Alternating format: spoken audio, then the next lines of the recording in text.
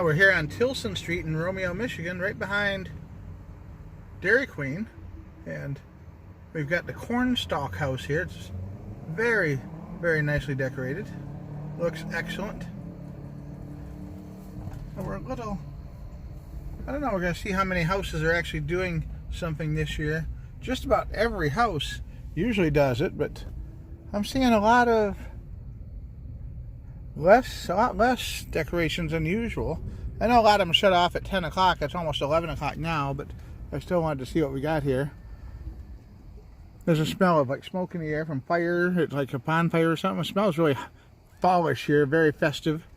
And that's a nice looking house there, with a giant skeleton embracing the front windows. That's pretty clever. Let's see. Over back on the other side, we've got a witch's house and some sort of giant werewolf. Oh yeah, he's great. Like a 10-foot tall werewolf there in the front. And I think that's, I don't know if that's a Grim Reaper or a ghost, what that is right there, but this is awesome. Very nice. Let's see what else we got going on. We've got another Cornstalk display here. Hard to say if there's something else going on behind it. And then over on this side of the road, we've got a truly spectacular display over here. The Hotel Tilson, they always do a great job here. Let's zoom in up there on the top. We got someone's in the front window there looking out. We got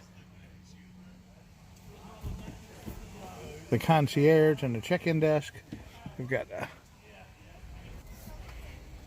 hotel transportation service here with a hansom cab, I guess we call it, a ghost carriage. Over here on the other side, we've got some creepy figures out here by a lighted bush with a skeleton horse. Got welcome to Hotel Tilson. Very nice. So, let's see, there's certainly less houses here that are decorated this year than there have been in the past. But I guess with the virus still going on, that's to be expected. But Halloween is definitely not canceled. Halloween is up and running, and I personally am planning on giving out more candy and stuff than usual this year. We're decorating a little bit more. We're getting full-size candy bars, cans of pop. I'm going to make bags of cotton candy and popcorn to hand out. And we're going to do a job to help give the kids something to look forward to for Halloween. They've done this house up like an abandoned boarded up home. That's really clever. I like that. That looks really interesting. And then over here we've got a giant dinosaur illuminated in the front. There's a fair amount of people out tonight. It's quite festive.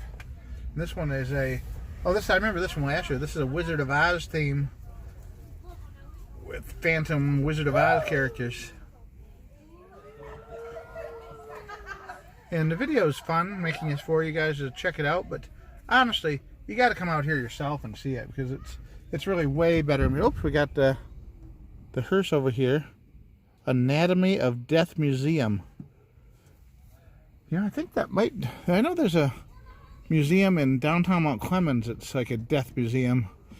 It's not really my cup of tea, but I might go there and vlog it for you guys. I know there's a lot of people who do like that sort of thing. This is the skeleton house here. This is really well done. They did something, I think they did something similar last year, but I can't remember for sure.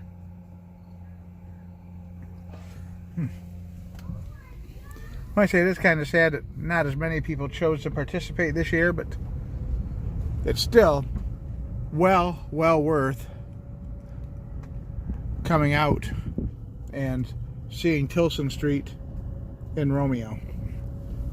I highly recommend it.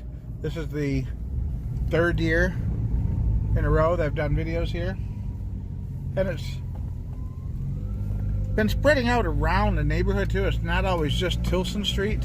Some of the other streets are doing displays for Halloween too.